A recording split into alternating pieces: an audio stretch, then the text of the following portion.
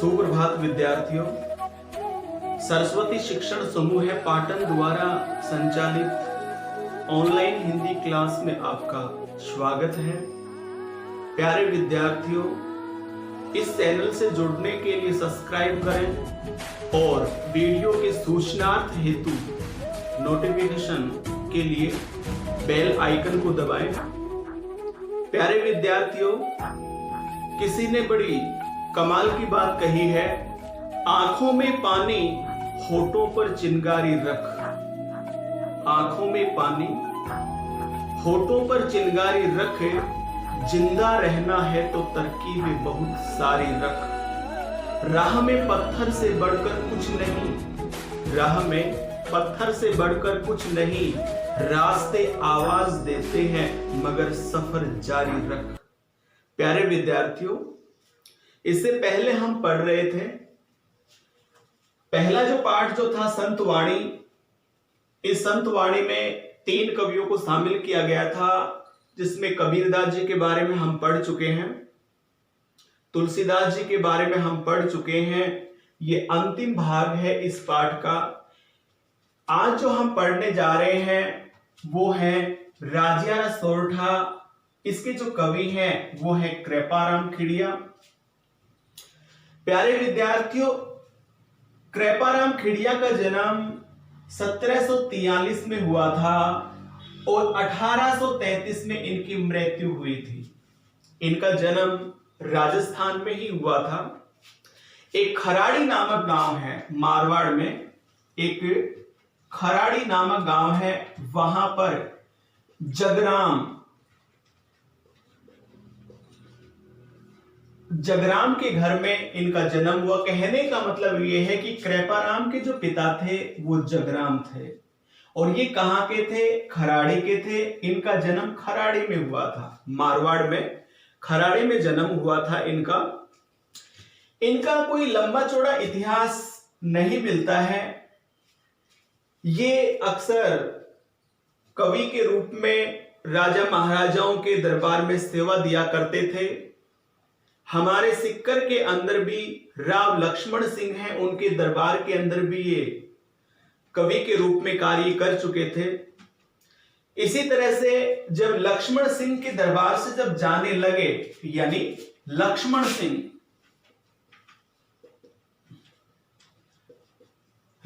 सिंह के दरबार से जब वो जाने लगे तो जागीर के रूप में इनको 2 गांव दिए गए थे, 2 जागीर दी गई थी।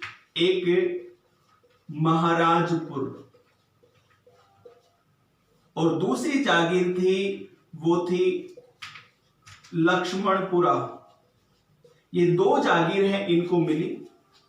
इसके बाद में ये राजा देवी सिंह हैं, उनके दरबार में चले जाते हैं और वहां पर भी ये कार्य करना प्रारंभ कर देते हैं। कवि के रूप में अपनी जो भूमिका है वो अदा करते हैं। प्यारे विद्यार्थियों, अगर इनकी पुस्तक की, इनके साहित्य की, इनके ग्रंथ की बात करें तो इनका एकमात्र ग्रंथ मिलता है राजिया सोरठा, जिसको राजियारा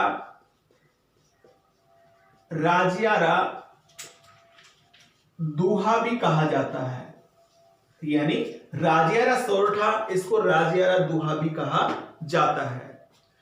प्यारे विद्यार्थियों, सोरठा जो है वो एक छंद होता है, उसको आधार पर ही इन्होंने जितने भी ये सोरठे लिखे हैं। प्यारे विद्यार्थियों, कृपाराम जो हैं इनके एक सेवक, या हम उनको मित्र भी कह सकते हैं, एक सेवक थे जिनका नाम था राजा राम। इनके सेवक का नाम था राजा राम।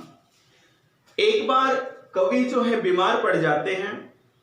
काफी सेवा है वो राजा राम के द्वारा की जाती थी, लेकिन राजा राम हैं वो अक्सर दुखी रहते थे क्योंकि उनके कोई संतान नहीं थी, जिसके कारण से वो अक्सर दुखी रहते थे। एक बार कृपाराम जी ने राजा राम से पूछा कि भाई आप इतने दुखी क्यों रहते हैं? तो राजा राम जी ने कहा कि मेरे कोई आस औलाद नहीं है, मेरे कोई संतान नहीं है, इस संसार के अंदर मुझे, मेरे जाने के बाद में मुझे कौन जानेगा, मेरे नाम से कौन जानेगा। तो इसी से प्रभावित होकर कृपाराम जी ने कहा कि इस बात से आप चिंतित मत हो, मैं आपको प्रसिद्धि दिलाऊंगा। इस संसार के अंदर अगर मेरा नाम लिया जाएगा तो मेरे साथ में तुम्हारा नाम भी लिया जाएगा। तो प्यारे विद्यार्थियों, कृपाराम जी ने जितने भी सोरठे लिखे हैं वो राजा राम को संबोधित करते हुए, राजिया का प्रयोग करते हुए ही लिखे हैं। जितने भी सोरठे लिखे हैं वो राजिया को संबोधित करते हुए ही लिखे हैं। अगर हम इनकी भाषा की अगर हम बात करें तो प्यारे विद्यार्थियों, इन्होंने डिंगल और पिंगल, डिंगल और पिंगल में इसी भाषा का इन्होंने इसमें प्रयोग किया है। डिंगल जो भाषा जो है, उस डिंगल भाषा में क्या है, इस डिंगल भाषा में कौन कौन सी भाषा आती है? अभ्रंश,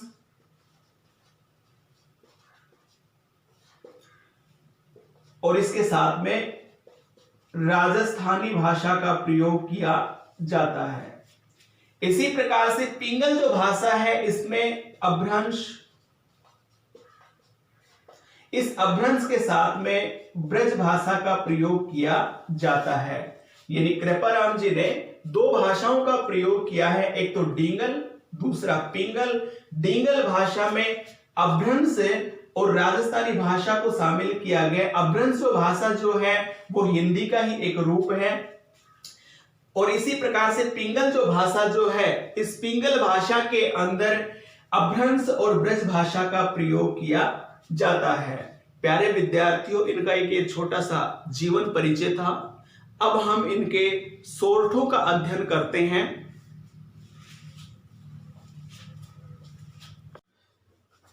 प्यारे विद्यार्थियों, अब हम उनके सोरठों का अध्ययन करते हैं। पहला हम सोरठा ले रहे हैं, उपजावे अनुराग कोयल मन हर्षित करे, कड़वो लागे काग रसना रागुण राजिया। कृपाराम जी हैं, वो राजिया को संबोधित करते हुए कह रहे हैं। उपजावे का मतलब होता है जन्म लेना या उत्पन्न होना। अनुराग का मतलब होता है प्रेम, अनुराग का मतलब होता है प्रेम। हर्षित, हर्षित का मतलब होता है प्रसन्न। उपजावे अनुराग कोयल मन हर्षित करे, कहने का मतलब यह है कि जब कोयल जब बोलती है तो मन को हर्षित करती है। कहने का मतलब मन को प्रसन्न करती है। कोयल मन हर्षित करे, यानी कोयल जब बोलती है, यानी कोयल की जो वाणी है वो मन को प्रसन्न करने वाली है। और इसके अलावा क्या बताया? उपजावे अनुराग, और कोयल की जो वाणी जो है वो हृदय में प्रेम को उत्पन्न करने वाली है, प्रेम को जन्म देने वाली है। कहने का मतलब ये कि उपजावे अनुराग मन हर्षित करे।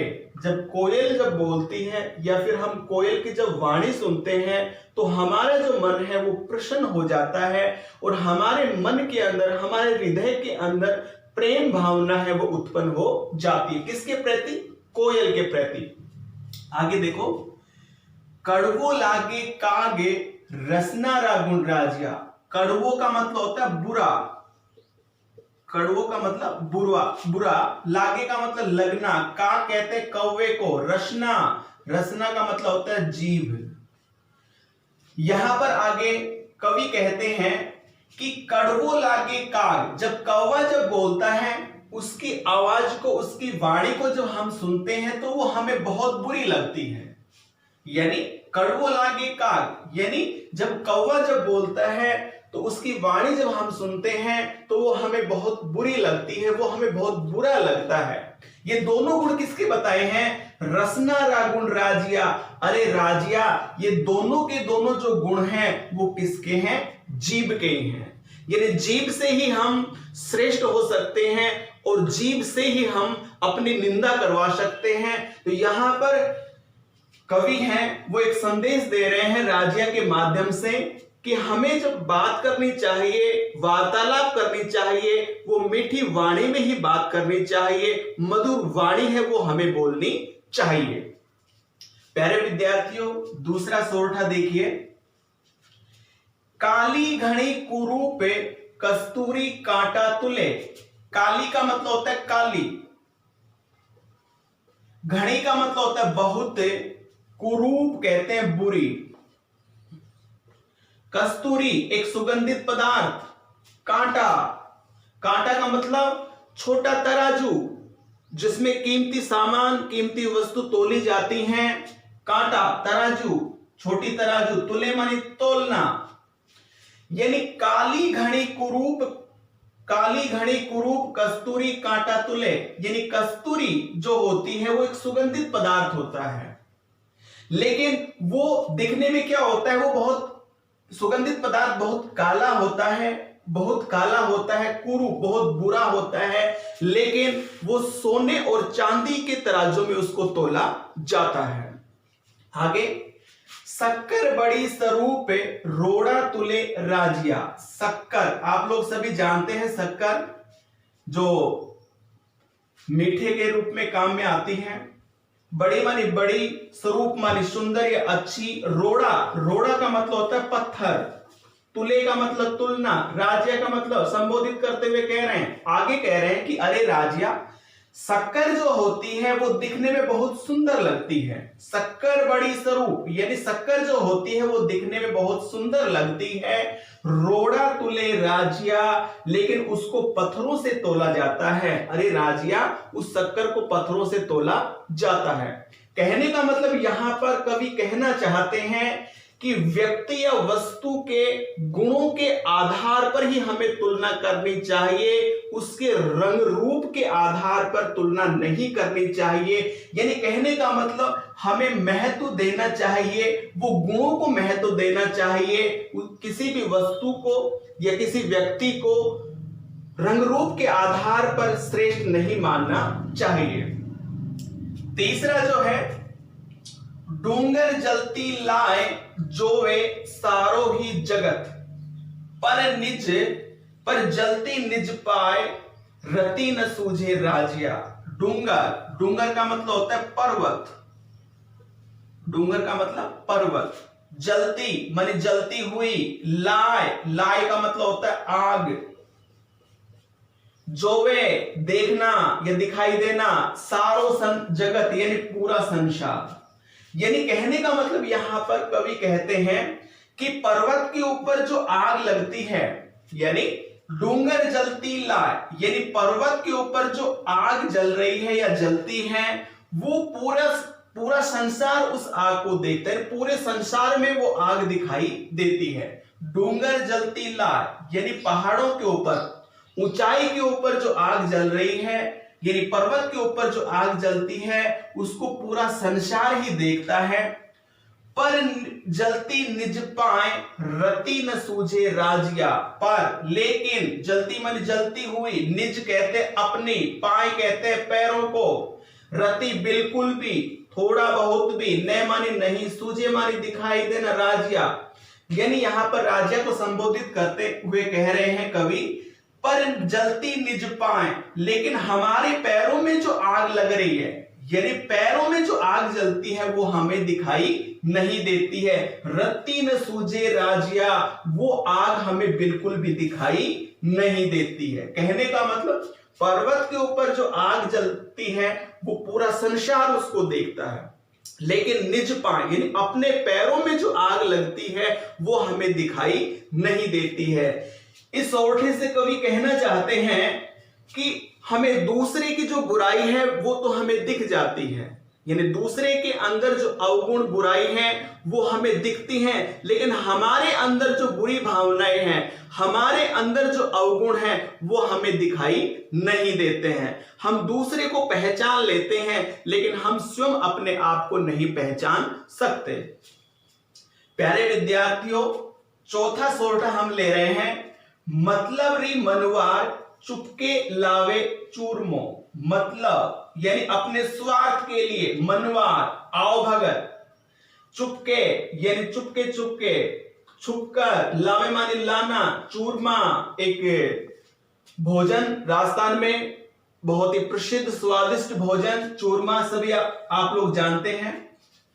मतलब री मनवा यानी अगर किसी व्यक्ति को किसी दूसरे व्यक्ति से अगर स्वार्थ सिद्ध करना है, अगर काम निकालना है या अपना स्वार्थ सिद्ध करना है, तो वो उसको उसकी आवभगत है वो बहुत अधिक करता है, मान मनवार है वो उसकी बहुत अधिक करता है, और उसको खाने के लिए चुपके चुपके चूरमा भी लाकर देता है, यानी भोजन है वो भी उसको करवाता है, स्वादिष्ट जो भोजन है वो भी वहां तक पहुंचाता है उस व्यक्ति तक।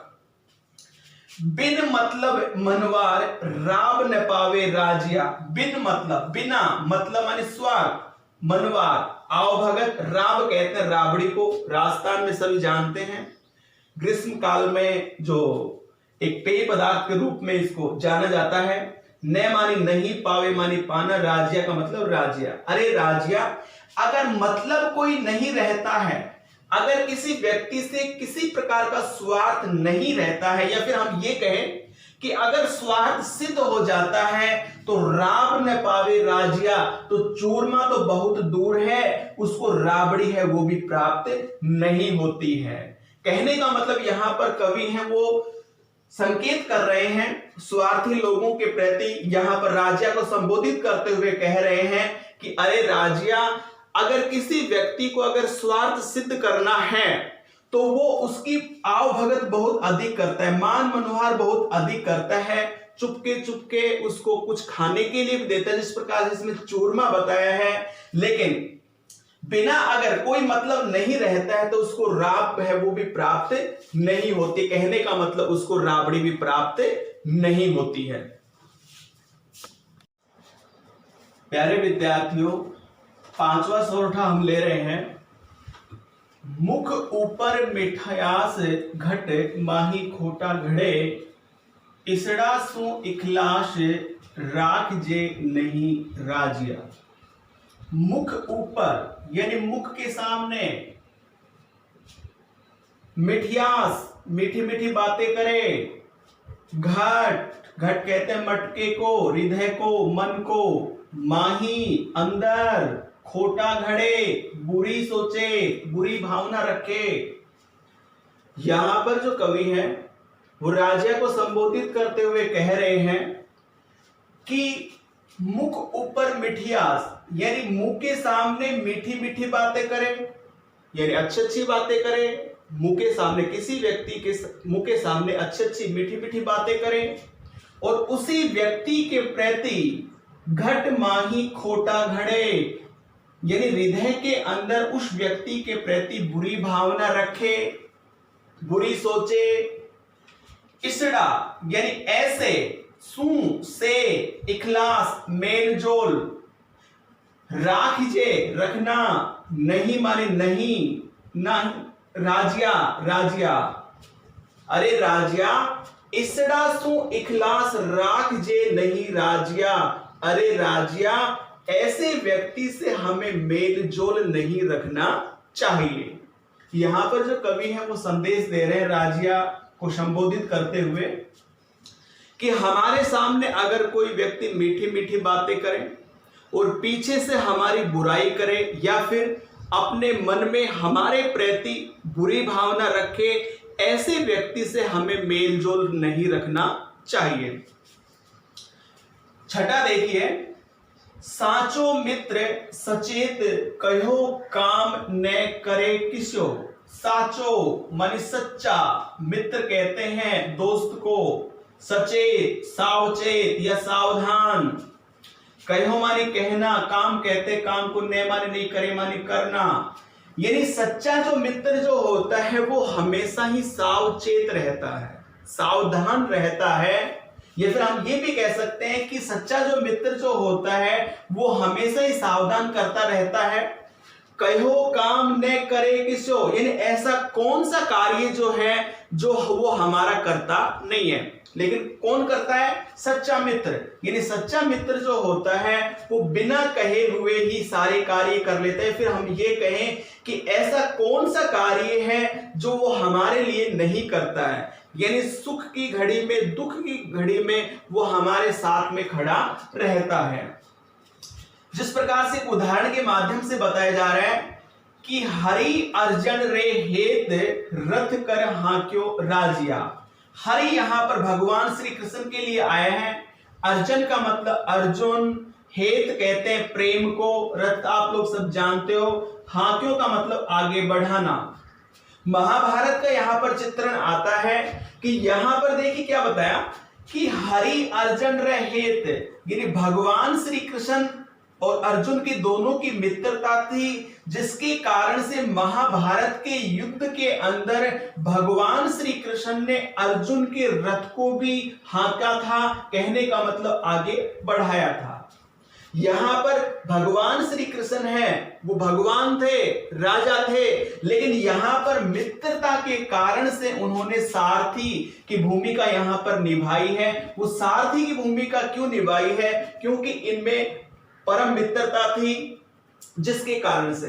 तो कहने का मतलब यहां पर कवि कहना चाह रहे हैं कि सच्चा जो मित्र जो होता है वो हमेशा हमारे साथ में खड़ा रहता है। जिस प्रकार से भगवान श्री कृष्ण है उस विकट घड़ी के अंदर भी अर्जुन के साथ में खड़े थे, उनका रथ है वो आगे बढ़ाया, महाभारत के युद्ध में काफी भूमिका अदा की है अपने मित्र के प्रति।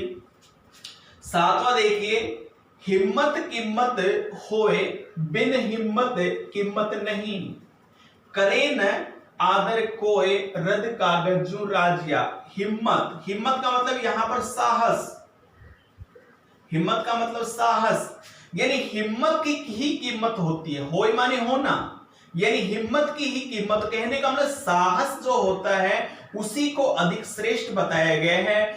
साहस जो होता है, जिस व्यक्ति के अंदर साहस होता है, समाज के अंदर जिस व्यक्ति के अंदर साहस होता है उसी व्यक्ति को समाज के अंदर सम्मान दिया जाता है, महत्व दिया जाता है।